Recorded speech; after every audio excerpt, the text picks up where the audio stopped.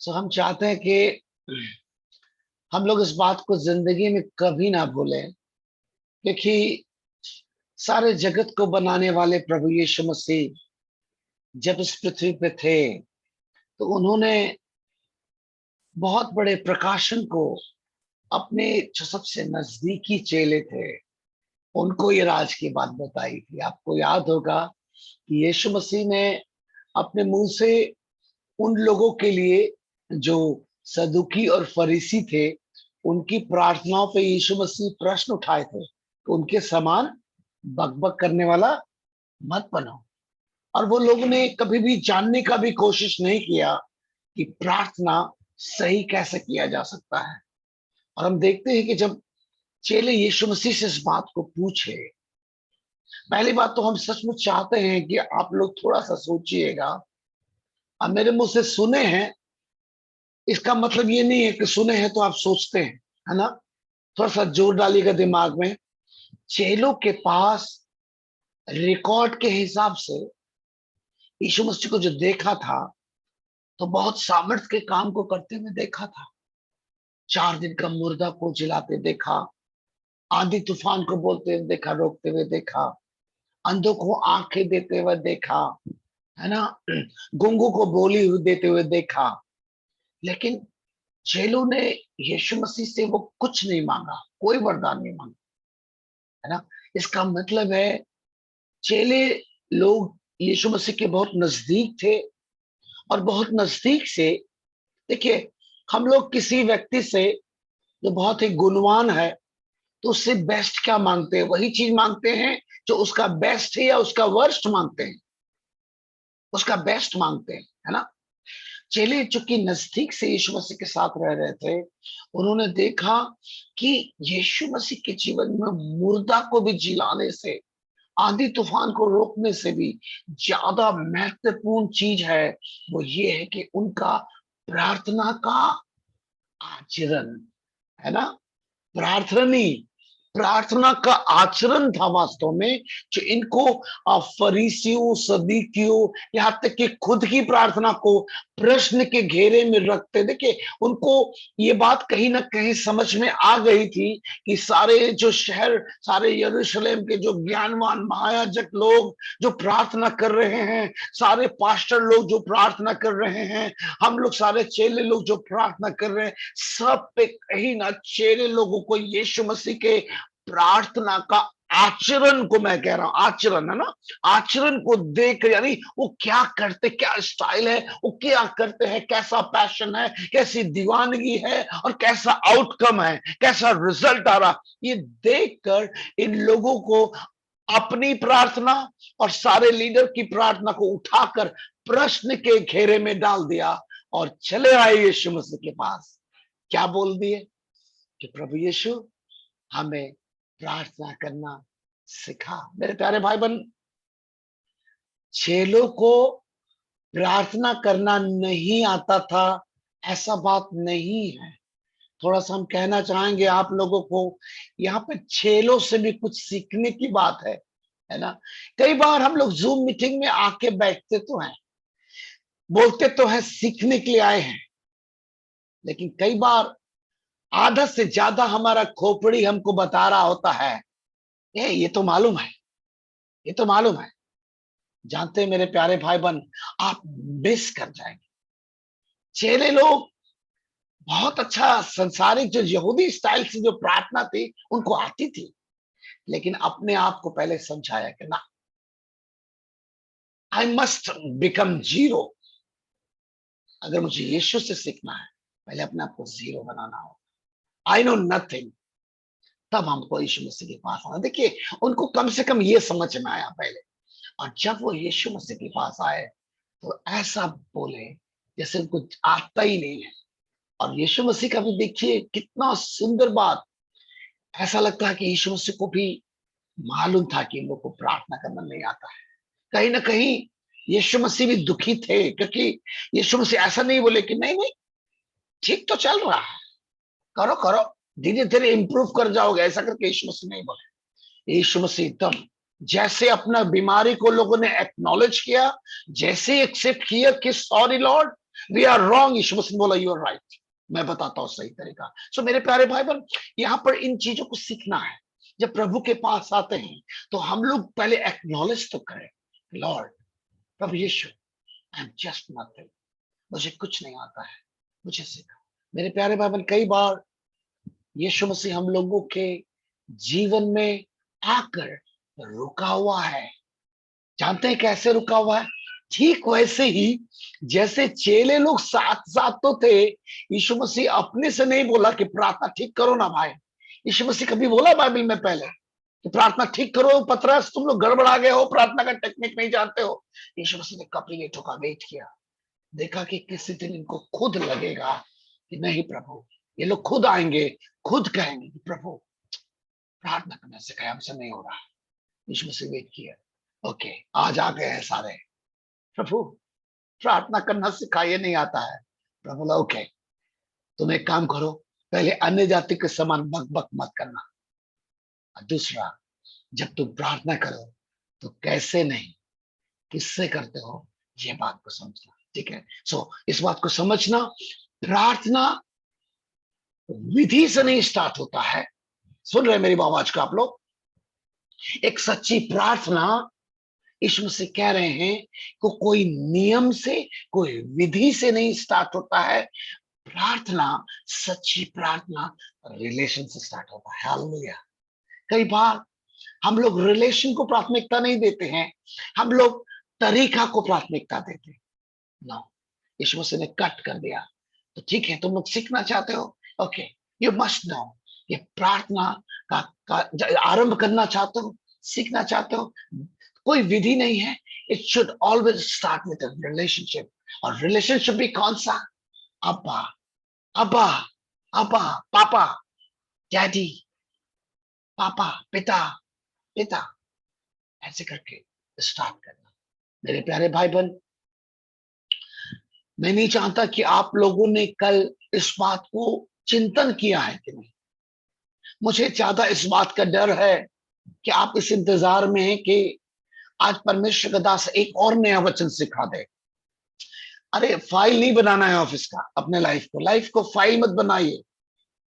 कई लोग हम में से यहाँ जो मौजूद है इस मीटिंग में, हम लोगों का जीवन जानते कैसे हो गया है, जैसे ऑफिस का फाइल होता है ना, ये न 12 नंबर का फाइल, 13 नंबर का फाइल, वचन का ढेर है दिमाग में, लेकिन एप्लीकेशन नहीं है। उसको हमने अपने जीवन में चल के नहीं देखा है। मेरे प्यारे भाई बहन, मैं चाहता हूं एक बार आपको फिर से आपकी चेतना को जगाना चाहता हूं, गौर से सुनिएगा।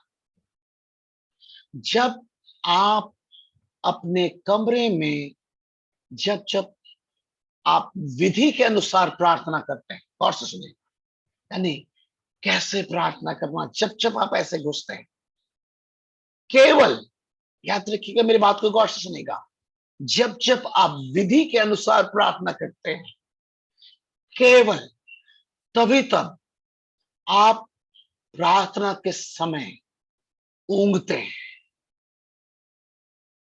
जब जब आप नियम के अनुसार प्रार्थना करते हैं, तभी तब आपको प्रार्थना में नींद आएगी। जब जब आप नियम के अनुसार प्रार्थना करते हैं, केवल तभी तब आपकी प्रार्थना किसी के आने जाने से, म्यूजिक जोर से बज जाने से आपको लगेगा डिस्टर्ब हो गया। मेरे प्यारे भाई बहन, जब जब आप विधि के अनुसार प्रार्थना करते हैं, गौर से सुन रहे हैं ना आप लोग मेरे आवाज को, केवल तभी तब आपका प्रार्थना में आचरण, मैं बताता हूं कैसा रहता है आप लोग का आचरण। प्रार्थना करते हैं आप लोग तो ऐसे दिखते हैं। मेरे प्यारे भाई बहन, मैं बताऊं, पता नहीं आपको हंसी भी लग जाएगा। कई बार जब मैं जमीन पर बैठ के जब घुटने में प्रार्थना करता हूं ना, कई बार घसक जाता हूं बहुत दूर तक, आंख खोल के देखता हूं, अरे यहाँ दरवाजे में फंसता, इधर कहाँ आ गया। मतलब समटाइम्स मुझे लगता है जब मैं प्रभु से बात कर रहा होता हूं तो रो रहा होता हूं, और उसी दौरान याद आ जाता है कि किसी बात के लिए शैतान का बैंड बजाना है, तो इतना डांटता हूं ना कि इधर उधर भागने लगता हूं। मैं सच बता रहा हूं, और से सुनिए। जब आपके कमरे में विधि होती है तो प्रार्थना में आपको अकेलापन फील होता है और नींद आता है। सुन रहे हैं आपने हमारा आवाज को? जब आपके पास विधि होती है ना, नियम होता है, जब प्रार्थना में आपके कमरे में, तो आपको नींद आता है और आचरण आपका डल रहता है। लेकिन जब आपके कमरे में विधि की जगह व्यक्ति आता है तो आपका आचरण बदल जाता है। हालेलुया। क्योंकि जब व्यक्ति आपके आज कमरे में आ गया ना, तब आप नींद में नहीं आएंगे। देखिए, आप कितने भी नींद में हैं, अगर आप किसी व्यक्ति से बात कर रहे हैं, क्या ओंघी आ जाएगा? क्या बात करते तो ऐसे हो जाएगा क्या? मैं बता रहा हूं, आप में से कितने लोग प्रार्थना में प्रार्थना करते करते सो जाते हैं। मैं सच बता रहा हूं, चूंकि विधि से कर रहे हैं। जब आपके कमरे में जब प्रार्थना शुरू करते हैं, तो अगर आपको ये पता चले कि विधि नहीं, कोई व्यक्ति मेरे कमरे में खड़ा है। हालेलुया। अगर व्यक्ति है ना कमरे में, आपका आचरण कभी भी वैसा नहीं हो सकता है जैसा कि विधि से प्रार्थना करने वाले करते, कभी नहीं हो सकता। ठीक वैसे ही जब आप अकेले कमरे में होते हैं, उस समय आपकी बॉडी लैंग्वेज कैसा होता है? जब आप अकेले होते हैं और जैसे कोई दरवाजा खटखटा के घुसता है, आपका आचरण कैसा होता है? आप तुरंत टकटकी लगा के देखने लगते हैं कि कोई घुसा है मेरे कमरे में, है ना? आपका आचरण चेंज हो जाता है। आप नींद में नहीं रहते हैं। आपको लगता है सामने वाला कुछ बोलने के लिए आया, क्यों आया? आप ऑब्जर्व करने लगते हैं, आप रिएक्ट करते हैं। आप बैठे नहीं रहते, आप रिएक्ट करते हैं मेरे प्यारे भाई। जब कमरे में आप विधि को लेके बैठेंगे तो आप सुस्त होंगे। जब आप विधि को लेकर बैठेंगे तो आपकी प्रार्थना बोरिंग हो जाएगी। जब विधि के अनुसार आप प्रार्थना करेंगे तो आपको नींद आएगा। जब विधि के अनुसार करेंगे प्रार्थना तो निराशा लगेगी। लेकिन जब आप प्रार्थना किसी व्यक्ति से कर रहे हैं जिसका नाम बाप है, वो पिता है सारी सृष्टि का, जिसका नाम यीशु है, और आपको ये पता चल गया कि अभी यीशु मसीह इस कमरे में आ गया है, ओ, तब तो सारा नियम फेल, कैसे स्टार्ट करना है, कैसे अंत करना है, सारा उल्टा पुल्टा हो जाएगा। मैं आपको बताना चाहता हूं, कैसे पहचानेंगे कि हम विधि के अनुसार आज भी कर रहे हैं या व्यक्ति से कर रहे हैं? इसका सीधा आंसर मैं आपको बताता हूं। आप सोच तो रहे हैं कल सीखने के बाद कि मैं अब विधि से नहीं, मैं व्यक्ति से, अर्थात एक पर्सन। पर्सन का मतलब है एक एक ऐसा व्यक्तित्व जिसके सोचने की शक्ति, बोलने की शक्ति, सब शक्तियां होती है, उसको पर्सन बोलते हैं। और गॉड इज अ पर्सन, वो एक व्यक्तित्व है। और जब एक व्यक्ति से जब आप बात करते हैं तो आप भी रिएक्ट करते हैं और सामने वाला भी रिएक्ट करता है। आपकी तरफ से भी रिएक्शन होता है, सामने वाला की तरफ से भी रिएक्शन होता है। और उसमें जानते हैं क्या होता है? पहला पहचान, आप कभी भी एक ही स्टाइल से शुरू करेंगे प्रार्थना और एक ही स्टाइल से आमीन करेंगे, ऐसा कभी नहीं हो सकता है, कभी नहीं हो सकता। मैं आपसे पूछता हूं, क्या आप अपने प्रिय भाई बहन से, या अपनी पत्नी से, या अपने पति से, या अपनी माँ से, या अपना बाबूजी से जब जब मिलते हैं हर बार एक ही प्रकार के शब्द से स्टार्ट करते हैं, एक ही प्रकार से शब्द को अंत करते हैं, और एक ही प्रकार का आवाज, एक ही टोन होता है कि हर बार शब्द नया होता है, एक्शन नया होता है? बैठने के लिए अगर पिछली बार सोफा में बैठ के बात किए थे तो अगली बार पलंग में बैठकर बात करते हैं। पिछली बार अगर कंधा पे हाथ रख के बात किए थे तो अगली बार आप सट के बैठ के बात करते। आपका हर बार आपका एक्शन चेंज होता है और आपका शब्द चेंज होता है, आपका टॉपिक चेंज होता है, सब चेंज होता है। लेकिन जब आप विधि के अनुसार प्रार्थना करते हैं ना, आपका हर दिन का प्रार्थना वहीं से स्टार्ट होता है, वहीं शांत होता है। मेरे प्यारे भाई बहन, मैंने आपको बताया कि एक इंसान को साल भर बंद कमरे में तैरने की ट्रेनिंग दे दो, उसको इतना मोटा किताब से तैरने के बारे में सारा ट्रेनिंग दे दो, पानी में ऐसे चलाना है, ऐसे हाथ चलाना है, बैक स्ट्रोक लेना है तो ऐसे करके लेना है, पैर को ऐसे हिलाना है पानी में, पेट को सीधा रखना है। लेकिन जानते हैं, पानी में अगर कभी नहीं उतारे ना, 1 साल का ट्रेनिंग देने के बाद जैसे आप पानी में छोड़ोगे ना, वो सीधा अंदर चला जाए। जानते क्यों? अभी किताब में तो सिखा है कि पानी में ऐसे हाथ मारना है पहला, और दूसरा ऐसे मारना है। लेकिन जानते, जब पानी में उतरे ना, जैसे पहला हाथ मारा उसको लगा कि अरे बाप रे डूब जाएंगे, क्योंकि किताब में तो ये अनुभव नहीं था। अभी दायां हाथ घुस रहा है, उसको लग रहा है मेरा हाथ तो घुस रहा है अंदर, अभी दूसरा हाथ मारे कि बाहर भागे, वो घबराने लगेगा, दूसरा मारेगा तो लगेगा अरे ये वाला भी अंदर जा रहा है, क्योंकि किताब में उसको ये अनुभव नहीं हुआ था, और इस प्रकार वो घबरा के डूब जाएगा। मेरे प्यारो, आप भी 1 साल भी नहीं हुआ है, अभी सिर्फ 1 दिन हुआ है, आपने फिर से सीखा है कि प्रार्थना कैसे करना है। प्लीज आज से कोशिश कीजिए कि हमको प्रभु के पास आना है, विधि के अनुसार नहीं, एक व्यक्ति के से बात करने के मूड में आना है, और हमको सीखना है, सीखना है, सीखना है। मेरे प्यारे, जब आप एक व्यक्ति से मिलेंगे ना, जितना बाद में मिलिएगा ना, मैं सच बता रहा हूं, हर दिन, इवन एक आदमी से आप 20 बार मिलके देखिए, मैं आपको बोलता हूं टेस्ट करके देखिए, एक ही आदमी से एक ही दिन में 20 बार मिलिएगा, हर बार अलग तरह से बात स्टार्ट कीजिएगा, सेम बात तब भी नहीं निकलेगी। लेकिन हम लोगों में अजीब क्वालिटी है, अगर सुधरेंगे नहीं ना, तो वहीं से शुरू करते हैं, वहीं बंद करते हैं। अरे, एक इंसान को भी रोज सुबह से शाम, या फिर रोज अगर मिलते हैं, एक ही बात बोलिएगा ना, कान पक जाएगा उसका। कह रहे तुमको कोई टॉपिक नहीं है, एक ही बात बोलते हो बार बार, नहीं बोलेगा। तुम शुरू भी करते हो, कविता बता रहे हो कि बात कर, तुम हमसे संगति करने के लिए आए हो भाई, कि तुम कोई कविता रट के आए हो? हर दिन आते हो, एक ही तरह से शुरू करते हो और एक ही तरह से अंत करते हो। ये क्या कम्युनिकेशन है?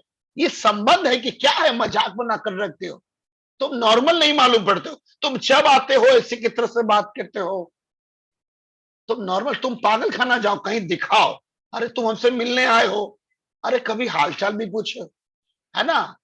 कभी अपने बारे में भी बताओ, है ना? कभी बाल बच्चों के बारे में बताओ। अभी तुम हर बार एक ही बात बोलते हो। नहीं मेरे प्यारो, जिस परमेश्वर ने हम लोगों को बनाया है, उसका भी तो कान पकाए हैं हम लोग। बहुत बहुत कान पका रहे हैं हम लोग। Please be honest. मैं तो सोचता हूँ प्रार्थना करने का सबसे अच्छा तरीका है, मैंने अपने जीवन में जो देखा है, जैसे बैठा, अब बैठने के बाद अगर मन नहीं लग रहा ना, तो बस यही बात करते हैं, प्रभु आज तो मन ही नहीं लग रहा आपसे बात करने। लेकिन सुधारना चाहते हैं, आप ही के पास सुधरना है।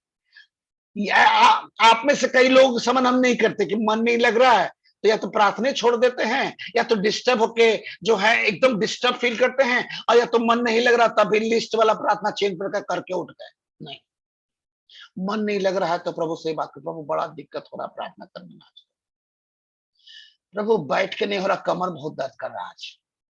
देखिए पापा है ना, पापा से बात कर सकते हैं, हमको लगता है सारा बात करके क्या जरूरत है, पापा से हम लोग बात कर सकते हैं। प्लीज, जितना मैं बता रहा हूं, आप जितना रियल रहेंगे ना, सच बता रहे, यीशु मसीह का दिल को आप छू लेंगे, आप छूना सीख जाएंगे। आइए एक बार फिर से हम लोग यीशु मसीह के चरणों पे चले, और चेलों के सामने ईमानदारी से, प्रभु प्रार्थना करना नहीं आता है, हमें प्रार्थना करना सिखा। और हम देखते हैं पवित्र शास्त्र बाइबल में यीशु मसीह ने कहा कि तुम प्रार्थना इस रीति से करना, है ना, कि हे हमारे पिता, तू जो स्वर्ग में है ना? सो आइए हम लोग अपने आंखों को बंद करें प्लीज। आज जब कमरे में आप प्रार्थना शुरू कीजिएगा, ये नहीं सोचेगा विधि, विधि नहीं, व्यक्ति। अगर व्यक्ति याद याद आएगा ना, आपको मैं बताऊं, आप किसी कमरे में हो, है ना, और आपको पता चल जाए आप अकेले हो, है ना, अब पता चल जाए कि उस कमरे में दुष्ट आत्मा है, अब ऐसे ही रहिएगा कि एक्शन में आ जाइएगा। अगर इविल स्पिरिट भी है ना कमरा में, तो आप जो है ना, ऐसे करके नहीं बैठे रह जाइए, कुछ ना कुछ होगा कमरे में। हाँ, कुछ ना कुछ रिएक्शन होगा। अरे बाप रे, जब दुष्ट आत्मा जो परमेश्वर आत्मा से इतना नीचा, इतना छोटा है, उसका भी प्रेजेंस होता है, तो कुछ ना कुछ कमरे में होने लगता है। ओ, सारी सृष्टि को बनाने वाला परमेश्वर हमारे कमरे में आ गया। अभी कुछ नहीं हो रहा, वही रटंत विद्या चल रही है, एक ही बात शुरू से लेकर अंत। नहीं नहीं नहीं, अगर जीवित परमेश्वर आ गया है कमरे में, तो there must be a change. कुछ नया होगा, हर दिन नया होगा, हर बार नया होगा। आइए हम लोग अपने सरों को झुकाएं और विधि से मन फेर कर उस व्यक्ति अर्थात यीशु मसीह की ओर अपने ध्यान को केंद्रित करें, जो हमारा उद्धार करता है, हमारे को सिद्ध बनाने वाला है, और वो पिता के दाहिने हाथ बैठा है, और हमारे और आपके लिए, हमारी निर्बलता में हमारे लिए विनती करने के लिए बैठा है। आइए उसके सिंहासन के निकट हम जाएं।